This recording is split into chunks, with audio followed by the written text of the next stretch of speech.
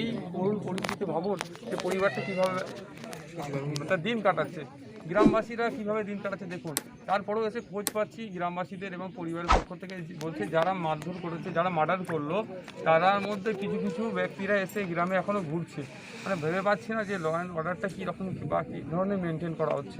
গতকালকে দিদিমণি বিধানসভার মধ্যে বললেন নারী শক্তির জন্যই আমি জয় হয়েছে, তিনি নারী শক্তিকে কুনিশ জানিয়েছে, কিন্তু একটা নারী তার পেটে বাচ্চা নেই, প্রেগনেন্ট অবস্থায় তার স্বামী হারা হয়েছে, সে এখনও বিচার পাচ্ছে না। এটা দিদিমণি দ্বিচারিতা নয়?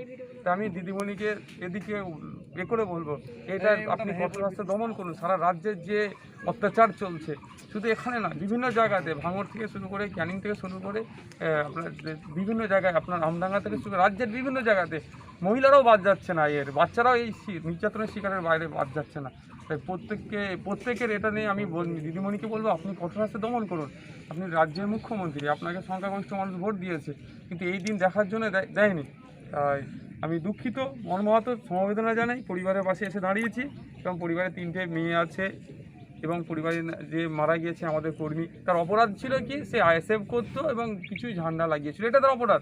যে কাউকে হুমকি দিয়েছে বা ভোটের পরে দেখে নেব বা কাউকে মারধর করেছে, এই ধরনের কোনো তার রেকর্ড নয় এবং ক্রিমিনাল অ্যাক্টিভিটিও তার নয় যে সে তাকে মেরে দিতে হবে ওই ধরনের লোক। তারপরেও সে অপরাধটা ছিল সে গণতান্ত্রিক পদ্ধতিতে একজন ভোটের ক্যান্ডিডেটকে সহযোগিতা করেছে, এই অপরাধের জন্য তাকে আজকে পৃথিবীর বুক ছাড়তে হলো। তাই যা পরিবারের যারা আছে তাদের সর্বদা তার পাশে থাকবে। 3টে বাচ্চা আছে, সম্পূর্ণ পড়াশোনার দায়িত্ব এবং বড় হলে বিয়ে শাদীর দায়িত্ব আমরা নিচ্ছি, আমাদের ভাইজান নিচ্ছেন, সাথে সাথে যে মা আছে এবং আমার বোন সমতুল্য যিনি আমার হাসানুজ্জামানের স্ত্রী, তার দায়িত্ব সব আমরা নেব।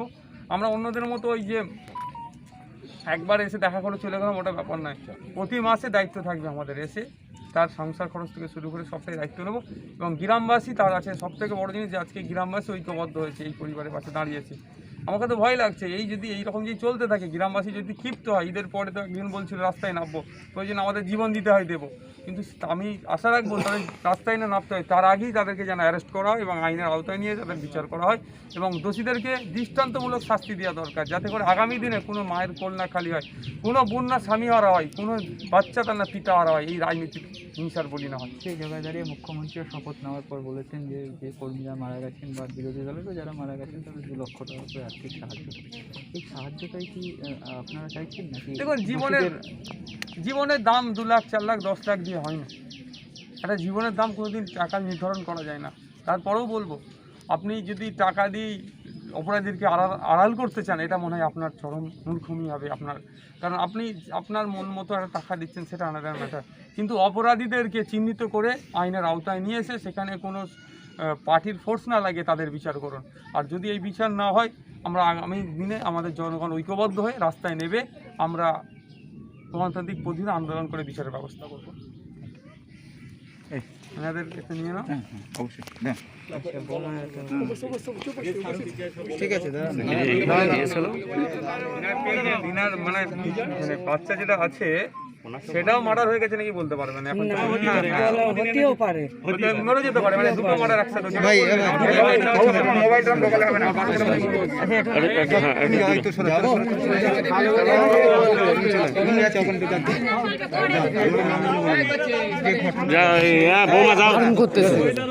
আজকে আইএসএফ প্রধান এবং ভাঙড় বিধায়ক আপনাদের পাশে আসলো, কথা বললো, চ্যানেলে ক্যামেরা করছে, কথা হলো আপনাদের পাশে কথা হলো, তারা বুঝিয়ে বলতে পারবে যে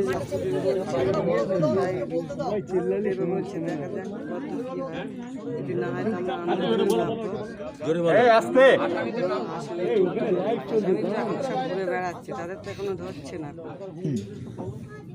আপনার সামনেই এই ঘটনা ঘটেছে? আমার সামনেই ঘটেছিল, আমি ওখানে ছিলাম, সাথেই ছিলাম, দুজনে একসাথে গিয়েছি।